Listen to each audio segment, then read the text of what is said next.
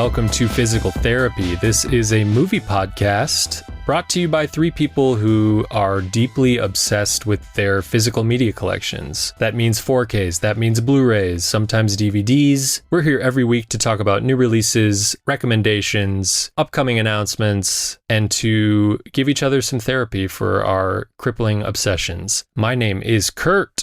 And I'm Sam. And I'm Bobby. We are also joined by our beautiful producer, Kimberly. Hello.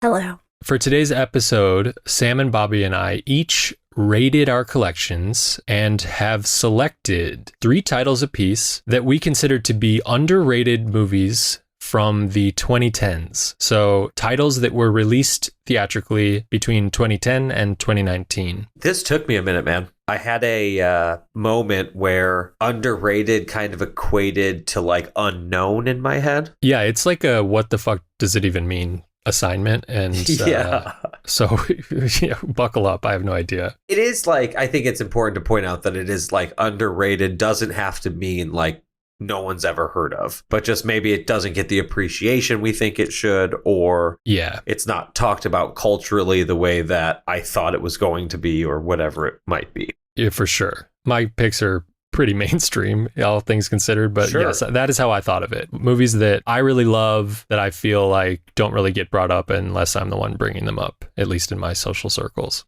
Yeah, without a doubt. Bobby, what did you interpret this assignment to mean? I thought it was very clear. I didn't have to think twice about it. Wow. Okay, Bobby. I was like, oh, okay, let's go from date one to date, the decade. And I just thought about what was like the one movie that top of mind came out that year that was underrated. Did you guys have a lot of like honorable mentions? Like after you whittled it down to 3, did you have like a lot of like, oh, but what about this or this or this? Definitely. My stack was humongous, and I'm actually going to keep it close to the chest in case we ever want to do another one of these or save them for other episodes. But I feel like this particular decade was a time where I was really going to the movies a lot. I moved to LA in 2010, same with Kimberly and Sam here. And I found myself, at the ArcLight pretty much every weekend for the better part of that decade, seeing new movies. And it was pretty crazy the amount of movies that I pulled off the shelf that I was like, oh, I saw this with Kurt or with Kim and Kurt. Mm-hmm. There were a lot. And it was also a decade where I was building this collection. And so a lot of the things I was seeing in the theater, I was picking up when they came out on Blu-ray. And as a result, when I, started looking through my shelf to pull out options, it didn't take long to have way too many. It was funny because after we had agreed on what this episode was going to be, I went downstairs to my shelf and started looking at everything. And I was like, oh, God, this is unfair. I only buy bad horror movies from the 1970s and the 80s. And I kind of got disheartened and went upstairs. And then the next day, I went downstairs again and started pulling some stuff off before I went into work. And pretty quickly, I had about 15 movies in a pile. I was like, oh, yeah, duh. Of course, I have more than just that. But it had been a while since I was asked to just look at those titles. And there was a moment there where it was slight panic. The other thing I think is this decade was sort of the rise of really great sort of independent studios like A24 popping up, Neon. A lot of things were coming out that weren't necessarily like big films, but filled with creativity and new voices, new directors. 2 of my movies are from A24. Bobby, did it come easy to you? Oh, yeah. No, this is a time I was rebuilding a collection, more or less, and going to the movies and living in LA, and movies were like top of mind during this era, I would say. I went to film school during this era. Like, These are movies that are top of mind. Some of these movies on my shelf I hadn't pulled them in a long time. Like it had been a minute since I had rewatched some of these things, and having this in front of me to rewatch them and to go back to them, it was like, oh God, yeah, man, this movie's great. And I totally completely blacked it out, or not blacked it out, but just I hadn't thought about it in so long. And to be able to pull that off the shelf and then dive back into it, it was a lot of fun.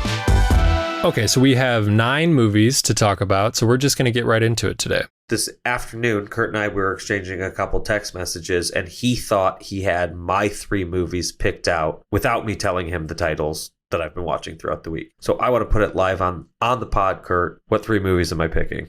Ooh. This is a challenge. This is your first challenge.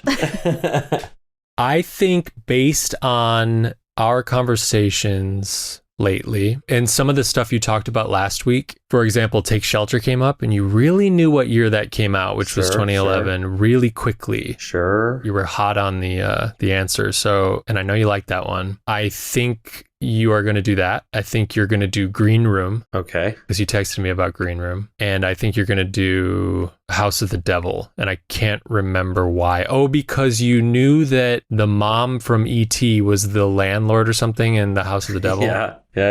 And she had a great career in horror films. Dee Wallace. Dee Wallace is the best, baby. Dee Wallace, man. She's so good in E.T. too. Anyway. Okay, but I guess, Sam, you just don't tell me if I'm right and we'll just find out at the end. Yeah. No. Oh, yeah, totally. I'm not going to spoil anything at this point. Yeah. Well, let's get into it. Without further ado, kick us off. This is our underrated 2010s list. Bobby. Chronological order. I've spaced it out pretty equitably. First one, that movie is Cloud Atlas. Wow. Perhaps it was our conversation about the Wachowskis. Bound. Yeah. And Bound's upcoming release, but I remember seeing it in theaters and it was such a delight to see how playful and inventive it was. Maybe a decade after that, I read the book and I'm like, this is a really creative, thoughtful, expensive adaptation. And it's really good. The way they play with characters and role playing across universes, it's really it kind of predates in a way Everything Everywhere. Everything Everywhere All at Once. The idea, it's a little more literate, I would say. It's the Wachowskis and Tom Tykwer, right? Yeah. And they each directed, I guess, different segments of this 3-hour opus. Can you, Bobby, just kind of give us a top line, if that's possible, for such a complicated film? Cloud Atlas is an epic ensemble, multi-genre, multi-time adventure, love story, slapstick comedy. It kind of plays with genre to explore how people are connected through time and space, and history repeats itself. There's nothing new under the sun, and at the same time, postures that humanity will survive in whatever form. It's a star-studded cast. It's Tom Hanks and Halle Berry, and they have they each play multiple roles in the film across the different storylines. It's like 6 different storylines that are all interconnected. So there's really no plot that's singular, but it's a lot of fun. I've never seen it. Neither have I, honestly. You haven't? Oh, gosh. No. I think it's great. I don't think it did particularly well. I think people were divided. I think Roger Ebert loved it, but that's when I was hot on Roger Ebert, Oh, yeah. Yeah. He had just put his website up so I could be like, yeah, great movies. It's a lot of fun and it's super sweet and the performances are great. I love it. It's underrated. Cool. I'll definitely make sure to check that out before we do Bound. Oh, good idea. I'll join you on that. I wish for you both a 4K of it so you can watch it. I saw it twice in the theater, so may there be a 4K. Oh, wow. What studio was it? Warner Brothers. Okay.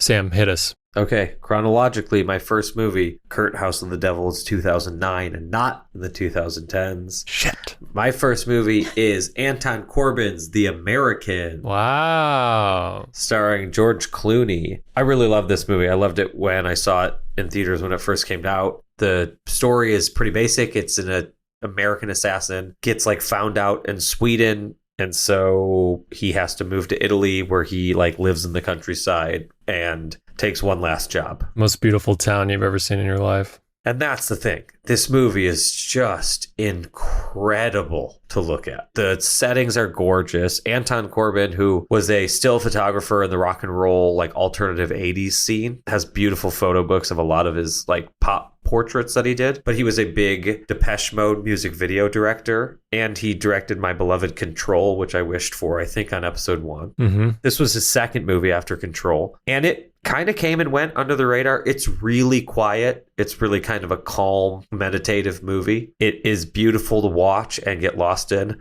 Open up a bottle of wine and sit down and watch this. It's incredible. Everything in it looks beautiful. Bobby, have you seen this one? I've never seen it. I love George Clooney. Oh, fun. I've never seen it.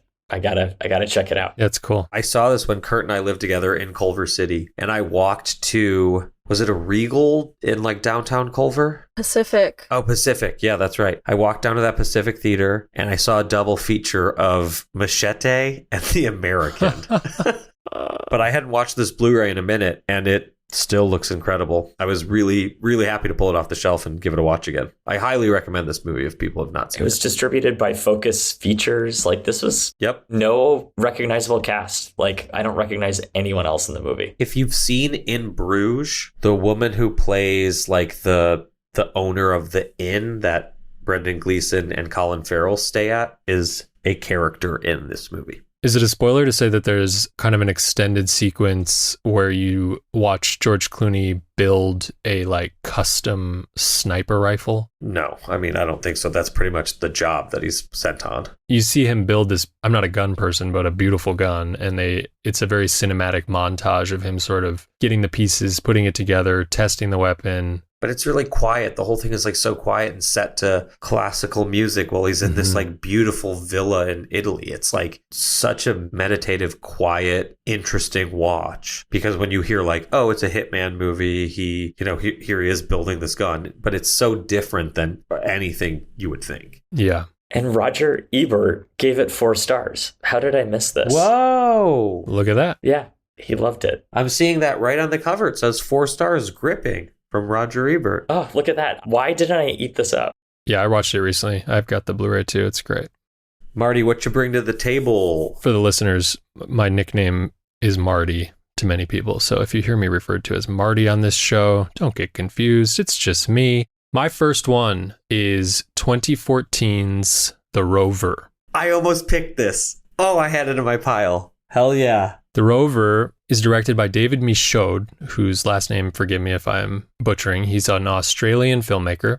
This is his second outing. The first one is a film called Animal Kingdom, which is also incredible. You should see Animal Kingdom. Love Animal Kingdom. Yeah. That was also on my long list. So The Rover is a very kind of small-scale, post-apocalyptic road movie, I guess you could call it. A thriller set in an Australian outback where all they tell you is that this is taking place, quote unquote, after the crash, I think, or after the fall in the opening titles. Do you remember, Kim, which one it said? The collapse, it says. Okay, so yeah, it's like an unknown kind of collapse of society. And it takes place in this desolate environment without many resources, without many people. It's just like a hot, dry desert. It's the outback. I mean, it's outback. super... It like takes so much from Mad Max and leaves so much of it behind, but it... Exactly.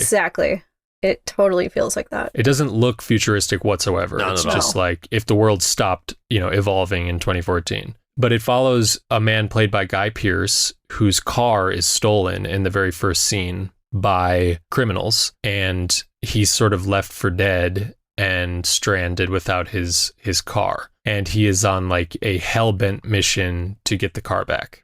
The criminals who took it basically have just fled the scene of like a crime gone wrong that turned into a big shootout. And one of them was shot and left for dead as well. And this is a character who's an American from the South, and he has some kind of learning or mental disability. He's got a stutter, and that character is played by Robert Pattinson. And at the time, I had never seen him, I don't think. I think maybe I saw the Harry Potter he was in, like, sort of, when that came out, but I didn't get into Harry Potter until the pandemic, honestly. And I basically just, like, knew Robert Pattinson was the guy from Twilight. Yeah. And he popped up in this movie and blew me away. And I've loved him ever since. But they essentially pair up, and Guy Pearce is using him to get back to his car because Pattinson's crew are the ones that took it. And this is a just bleak, violent, grimy, dusty movie. Not a good time. Folks, I'm here to recommend a movie to you that is not a good time, but a great movie. It's great good, movie. though. It's so good. It's great.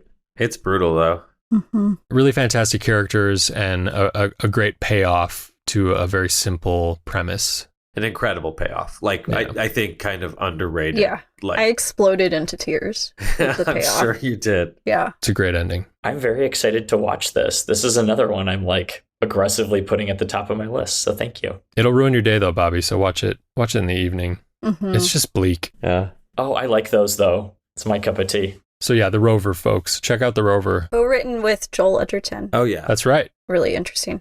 Yeah, The Rover is co-written by Joel Edgerton. They are, I think, kind of old friends, David Michaud and Joel Edgerton. Edgerton, his kind of breakout film was Animal Kingdom. And fun fact, one time at the ArcLight here in Hollywood, I saw David Michaud and Joel Edgerton. They were buying popcorn, and a young Kurt walked up to them, ignored Joel Edgerton, and looked at David Michaud and said, I love you, and I just hope you keep doing what you're doing. I thought The Rover was amazing. I saw it twice. And he said, you saw The Rover twice? I think you're the only one.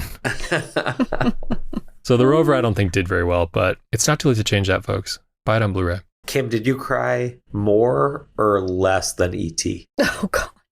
Well, less because it was so, like, visceral. Like, it was just, Sure. like, it happened and then it cut to black, you know? It was more... E.T. was, like, just over an hour of just sobs. I also cry every time I watch E.T. Oh, yeah. Like, sobs. Sam, you might have... Your life now will just be watching E.T. and crying. Somehow I doubt that. You did admit to it. You did cry a little bit. I did cry. I cried. I love crying in movies. Don't get me wrong. I love crying in movies. E.T. just didn't, make me explode in tears. Well, wait till you watch it the 10th time in 10 years, What's the last movie that made you explode in tears, Sam? Oh, good question. Bobby, you should start going on your second movie. Let me see if I can think of it. Mine is all about having a good time, and that's Magic Mike XXL. Yes. Wow. Really good. Yes. This is the second one? Yes. I've not seen this one yet. This is no shade to any of the others, but I feel like the others... It's the best. It's the best one. Wow, Kimmy. I love Steven Soderbergh. That dude, genius. His involvement, I think he's the editor of this movie, maybe? Yeah. Yes, and the DP. And the DP. So he's still, like, giving us a good time. Yeah, his AD directed it. Okay, so we can give him credit. Yeah, it wouldn't exist without him, for sure. I think this movie there's really something special happening in it because it's like anti-plot, it's a weird thing to say, but like there's no climax, but there are like so many climaxes throughout. Mm-hmm. There are just so many delights that are disconnected, but there's no conflict at all. None. It's just easy. Like even the band, or what do you call them? The group. The conflict was so minor and dealt with like in a way that just allowed the pleasure to be sustained from start to finish. It was a great movie. It's great. It celebrates bodies. It celebrates like different, sizes, colors, ways of pleasure, ways people get pleasure. I think it's great. It's the male strippers from the original Magic Mike, and they're on a road trip. Is that right, Bobby? Where are they going? Yeah, they're just going to a competition. Across town in like Miami, probably. But it's without Matthew McConaughey Which he's amazing in the first one. He's the best part, I think. And the main character, too, is also missing. The little guy. Yeah. And they just focus on like little drama. It's good. Andy McDowell. Incredible. Jada Pinkett Smith. Mm-hmm. Elizabeth Banks. Oh, yeah. She's so good. Amber Heard. Uh-oh. She's actually pretty good in this movie. Yeah. No free ads. Amber Heard's pretty good. Andy McDowell, though, I can't believe I buried the lead. She's absolutely the best part of this movie. Yeah. That sequence. Total babe. Total babe. Great job, Bobby. That's a great choice. Yeah, it's so good. I mean, we just recently watched, because I had never seen any of the Magic Mikes until this last year, I think, and we had a screening in our theater with a group of friends, and it was... Did we do a double feature? Yeah. 1 and 2. So fun. Yeah, I gotta watch 2 now. I haven't seen it. Fantastic. It's a great hangout movie, it sounds like. Yeah, there's no drama. It's a great hangout movie. There's some great dancing, sexy bodies. Oh my God, they're so beautiful. There's no one like Steven Soderbergh. No, he's the best, man. Yeah, he's great. He really is. All right, Sam. To answer an earlier question, I can't think of the last time that I bawled my eyes out. I know it was something in the house, but I'm blanking out what it was. But I definitely cried at Avatar 2, for sure. Oh, wow. Avatar 2, man, it got me at one point, and I was like, God damn you, James Cameron. These are all archetype characters, but this movie fucking rules. Oh, interesting. I think we're doing James Cameron in 2 weeks, people. I did have to watch it in 2 parts. I walked out of the theater because it was so long and my seat was vibrating. It was just so loud. And then I watched it on Blu-ray and I was like, It's sweet. Have you no soul, Bobby? And I've cried with James Cameron before. Oh, yeah. So- Oh, yeah. Oh, yeah. So, Kurt, Take Shelter was in my long list. Okay. And I had it, I pulled it off the shelf, but I have to choose 2013's Denis Villeneuve directed Enemy. Wow, that was in my short list. Hell yeah, dude. Hell yeah. Just what a wild, fun ride. This is, I guess, the easy log line of this movie off of IMDb is a man seeks out his exact lookalike after spotting him in a movie. And Jake Gyllenhaal plays both characters in the movie. He's incredible in this. Probably one of my favorite Jake Gyllenhaal performances, honestly. Mm-hmm. You know, I felt like it was kind of timely. Just Dune 2 just came out, which was also directed by Denis Villeneuve.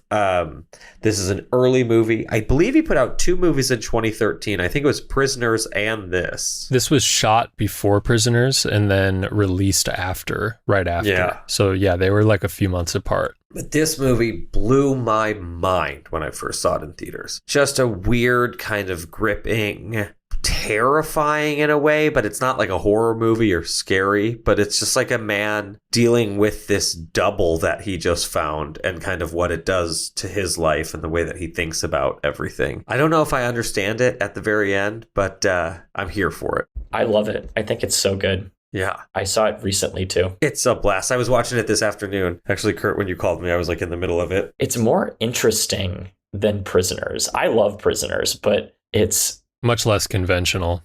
Yeah. it's much less conventional. It's not based on easily consumable content. Without spoiling it, some phenomenal spider imagery in Oh my God. Enemy. Yeah, check out Enemy. If you're a fan of Denis Villeneuve, Or just Jake Gyllenhaal. This is like... Where you follow Isabella Rossellini wherever she goes. Yeah, totally. but I feel like it's kind of the Villeneuve movies, it's since he hit, it's kind of the one that people go, which one? What's that? Yeah, I agree with that. Underrated, one might say. All right, I'm up. Marty, what you got? Oh, baby. Okay. All right. Underrated. This movie made like $200 million, so I don't know if this is underrated, but I'm here to stick up for it.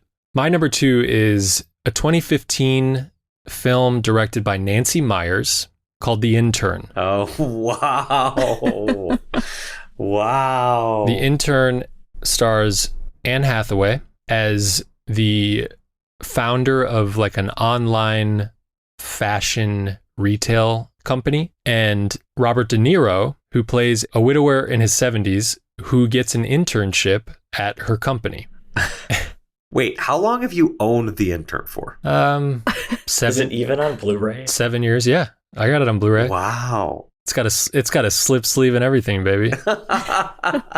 You got it at first printing. I bought it at Rockaway Records, I think. So it was used, but yes, it is the first printing. You called him and you said, "Oh my God, please tell me you have a first pressing of The Intern." I understand that panic. I really do. And they This is a movie about God damn it. People, let me talk about this. This is a movie about friendship and features an absolutely underrated De Niro performance.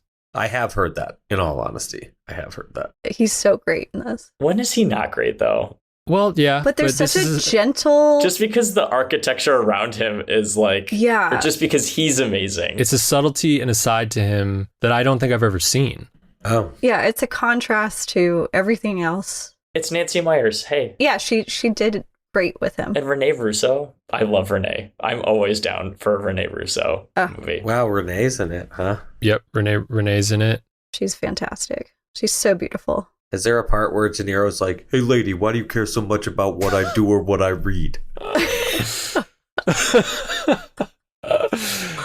It opens with him doing Tai Chi. I mean, nothing better. This is also a point in his career where he can make whatever movie he wants, and he probably was like, this movie seems like a ton of fun and it will be easy and I'll get paid a shit ton. Let's do it. And I can do it in New York and don't have to leave. Yeah, it's like it is amazing. No, I love that. I honestly do. I've heard it's great. I've never seen it, but I have heard it's good.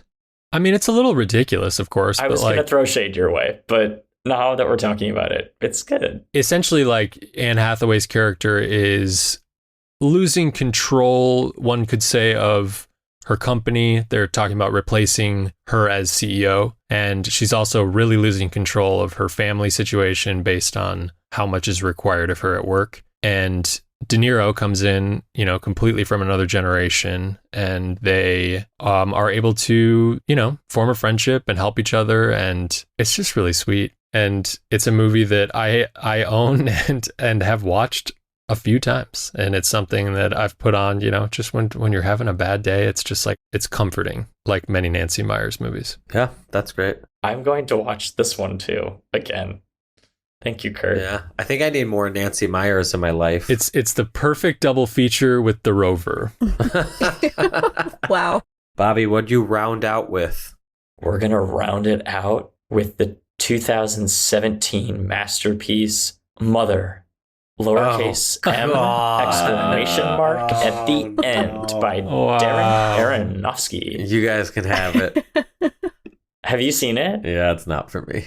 Oh, I love it. I think it is genius. Bobby, tell me why I need to revisit this. Tell me why I need to go back.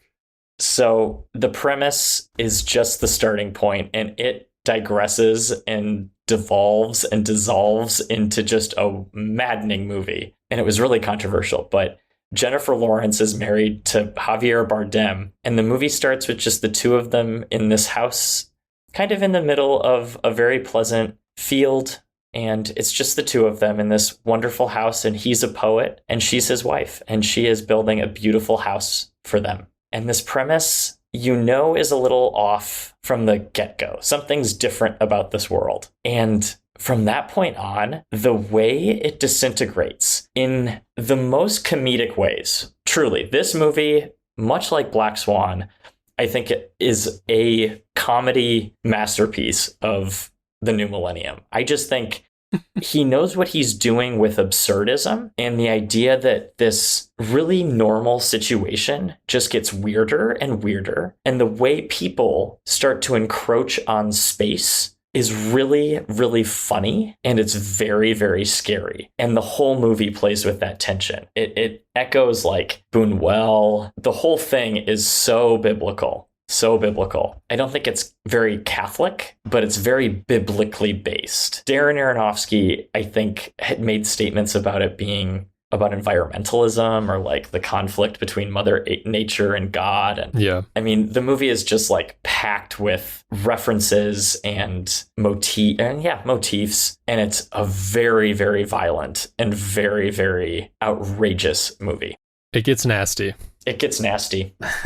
Yeah. I think it's genius. And it's scary. And I think Jennifer Lawrence is, I think in some ways, we talked about Possession. Oh, yeah. Yeah, for sure. And Isabella Adjani. Mm-hmm. And I think there's definitely like, I don't mean to speak for her. I don't remember what she said about it. They were dating, I think, she and Darren Aronofsky. Right. Yeah.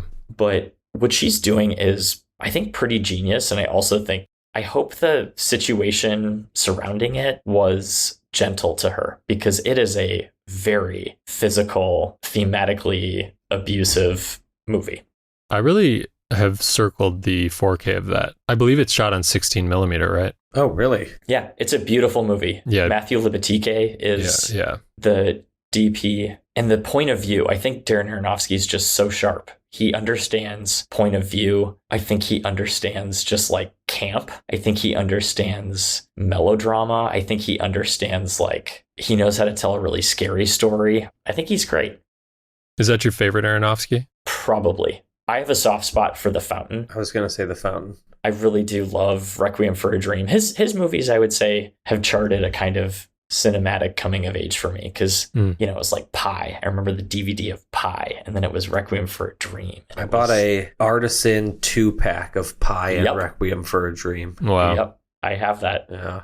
And it's just, I think The Whale is like the lowest point of his career. Well, the Whale was truly atrocious. Yeah. We saw The Whale, Kim and Bobby and I together, and Bobby had a fucking breakdown in the middle of The Whale. Yeah, it was a visceral experience. I hated that movie. I think it's so bad. I think it is so bad and unflattering to every participant.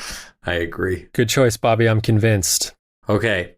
Kurt, you got 1 out of 3. I'm taking 2015's Green Room. This movie is fucking awesome. And I was like giddy rewatching it the other day. This is about a punk rock band in Oregon getting booked at a show in Astoria, and the show is like a total dud. So to make up for it, this kid books the punk band with his cousin down, I think in kind of the Medford area, and they get booked at a like white supremacy neo-Nazi bar. The second to last song, the punk band decides to play Dead Kennedy's Nazi Punks Fuck Off as like a tongue-in-cheek fuck you to these white supremacists. And that's where things like start to go wrong, and then they just go way more wrong. And they end up getting held in this green room of this bar, and the rest of the movie is them trying to get out of the green room. This movie is directed by, what's his name? Jeremy Saulnier?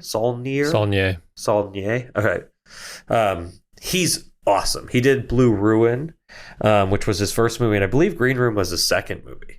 Green Room is just, I saw it in theaters here at the Hollywood. I remember just thinking the violence was like so realistic and gnarly and awful, and I had just never seen a movie kind of this visceral and had my adrenaline pumping as much as it did. I texted Kurt the other night while watching this movie again, and just, it makes me giddy, man. It made me anxious. I texted another friend that just said, oh my God, I'm so anxious, like in all caps.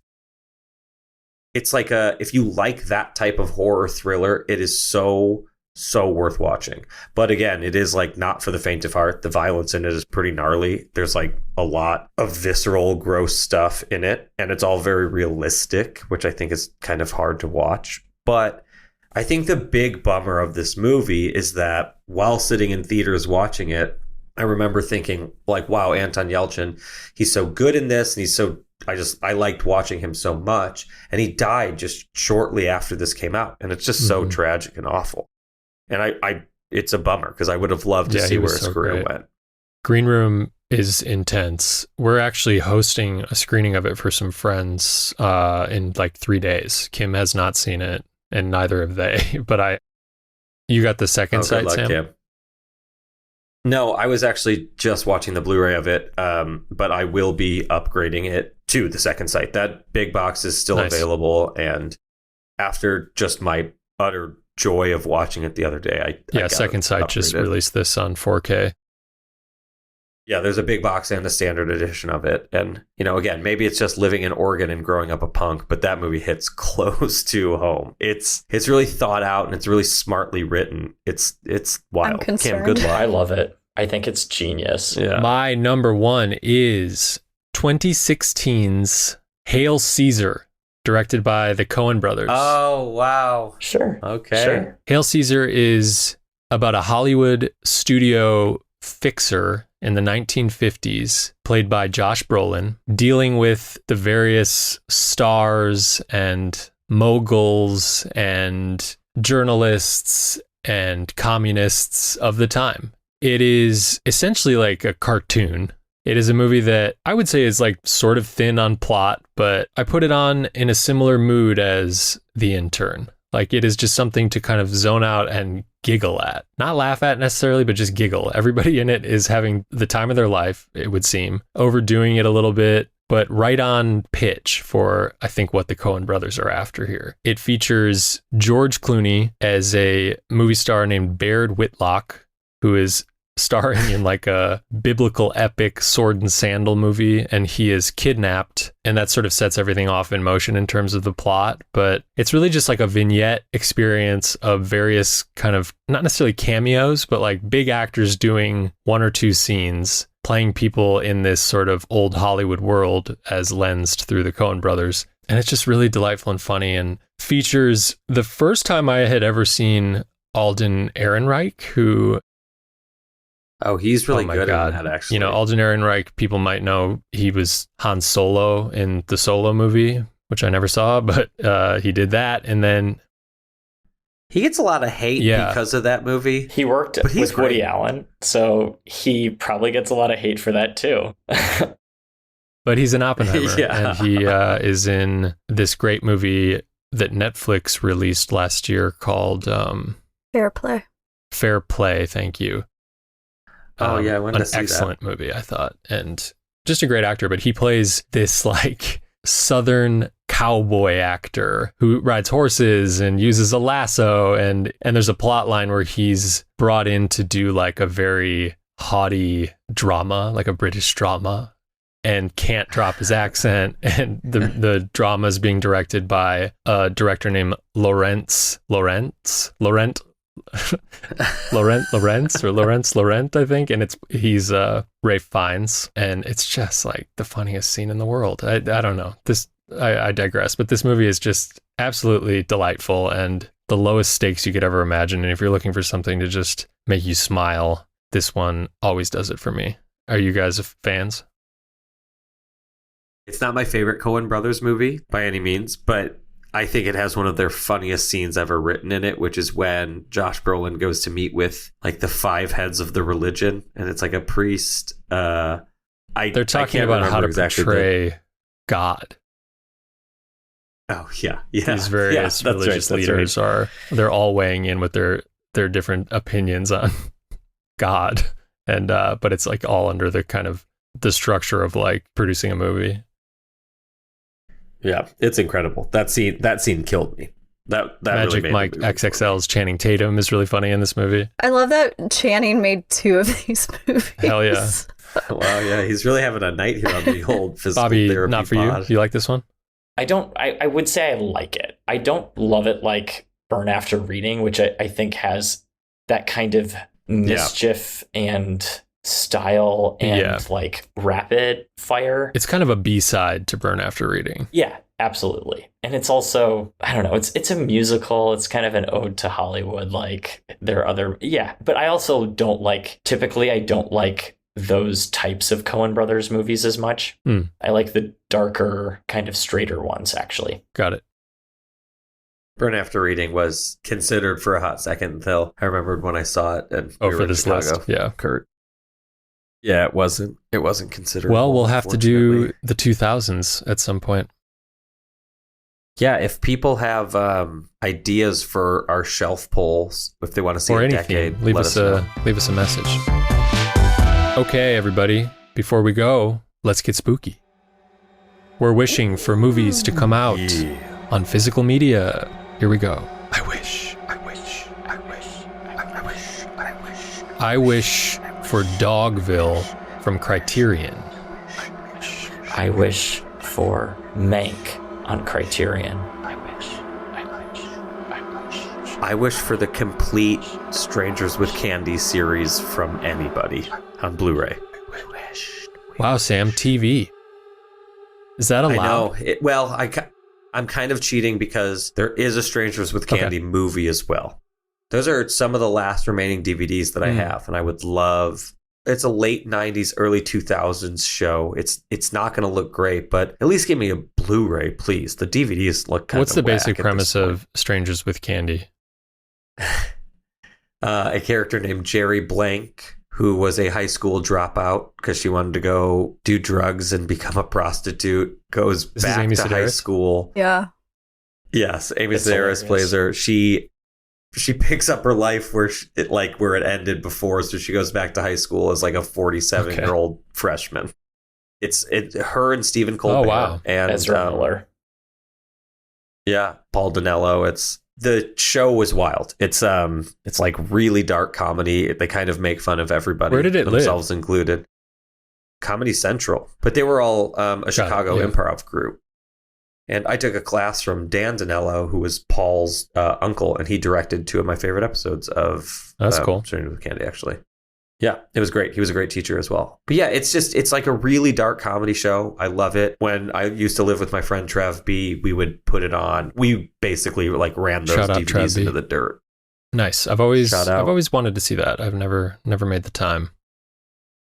If you're you like Curb, it's like way sillier and like not as kind of like walk of life as Curb, but some of the humor very much. Amy Sedaris is also such a strong character in a really strange situation. Yeah, she's got fake teeth. You have to also, I think, like Amy Sedaris. It's very Amy Sedaris.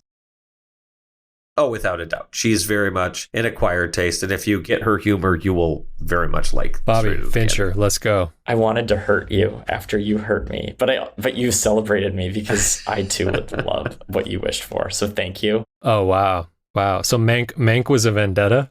It wasn't a vendetta. It was more just like I wanted to give you something because I know you like it and I want it too. Yes. I would definitely. Bobby, remind us what Mank is. Mank is David Fincher's movie about the life of Herman Mankiewicz.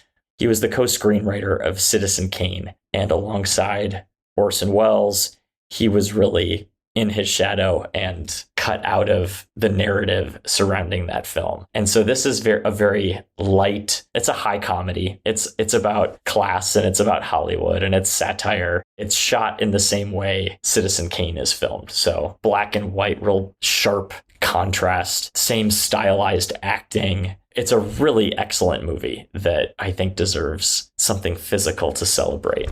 It won 3 Oscars too. I believe they did a lot of cool sound work where they mixed the film and then recorded the mix inside of like a church. Wow. Yeah. And that's what the sound of the film is. But I feel like this one kind of came and went almost. I think so, because it didn't really have the like theatrical, Yeah. hand in hand with the streaming. Yeah. And Gary Oldman is fantastic. Phenomenal in it. Yeah. Yeah, phenomenal. I really like Tom Burke as Orson Welles. He's not in it much, I guess, Oh, but he's so good. he's a really great actor who, if people saw The Souvenir, the first part of The Souvenir, he's amazing. And that's a great film. Great choice, Bobby. Marty, Lars von Trier. Oh, Yeah, Dogville is a 2003 film by Lars von Trier. It stars many people, first and foremost, Nicole Kidman. It is part of a trilogy, and I'll be honest with you, I have only seen the first one. It's about a woman on the run who ends up in a small town in hiding, and how that town slowly sort of takes advantage of her vulnerabilities. Would you say that's a good description, Bobby? absolutely. It's really about a town in the 1920s, 30s, and when they realize who this woman is and what they're providing her in making their town a sanctuary, they start to, Demand things of her. in such a way that it crescendos so intensely and tragically. And so the thing about Dogville is shot on digital video entirely on a giant, empty, black soundstage. The town is drawn on the ground in like white chalk, and all the homes have some very minimal sort of set dressing in it. Like the entire house will just have like a desk or a bed. And when people enter the home, they mime opening a door and walking inside and shutting it behind them. And you, as the audience member, hear the full sort of sound design of that experience, but you're not seeing it. You're just seeing the actors and a little bit of set dressing. It's experimental in the fiercest sense. Yeah. And it's 3 hours long, and the whole thing is like that. Grueling, but fascinating. Fascinating. And like that might sound horrible, but Yeah. it's really transfixing. And it's a movie that I saw when I was 15 and just blew my mind. And there is a Blu-ray of it that I've circled that's not American. I just keep kind of holding out hope because it seems perfect, like Mank, for Criterion. Especially because they've released other movies of his already. Absolutely, many. And just an absolute knockout Nicole Kidman. I think it's her best performance. Better than the AMC commercial? I would say just a little Second better best. than There you AMC. There you go. Yeah, just a little bit. But also, there's like Lauren Bacall and Patricia Clarkson and Paul Bettany, James Caan. Also, the sequel, I say, Yeah, Manderley, right? watch it. Okay, she's replaced by Bryce Dallas Howard. Yes. Okay. Oh, wow. But it's fascinating to think, yeah, it is so, I mean, Dogville is so morally challenging. Did Nicole Kidman have a bad time? I think there were like conflicting rumors. They said it was more scheduling, which I think is like the catch-all phrase for. Yeah, for sure. I think Lars von Trier can provoke such incredible performances from his female leads. I could see kind of like Bjork, like, nah, man, Yeah. I'm good. Yeah. But the questions it raises about humanity are very controversial. And then the sequel, Manderley, is incredibly controversial as it looks at slavery, American slavery. Oh, wow. Yeah. Oh gosh. And Lauren Bacall is back, but a different character. And it's an incomplete trilogy. We're still missing the third part. Oh, I didn't realize that it never came. No, I've been waiting. It's called Washington, or at least that's what the vision was. But it's sort of this character, Grace, moving from town to town, exploring the underbelly of American ethos. Yeah, Ben Gazzara is in it, Stellan Skarsgård, Chloe Sevigny. And the soundtrack. Ooh. Incredible, one-of-a-kind stuff. If anyone is a Lars von Trier fan or into something quite different, highly recommend it. Top 100. Yeah. Top 100 of all time. Yeah, for sure. Me too. That is it for our show. Thank you all for listening. You can find us on Instagram at PTMoviePod and on the internet at PTMoviePod.com, where you can find recommendations and the titles we've talked about on the show. Please leave us a review or a rating on Apple Podcasts or Spotify. Thank you to Patrick Laban for our music. Thank you to Kimberly for producing. Thank you, Sam. Thank you, Bobby. Thank you. Thank you.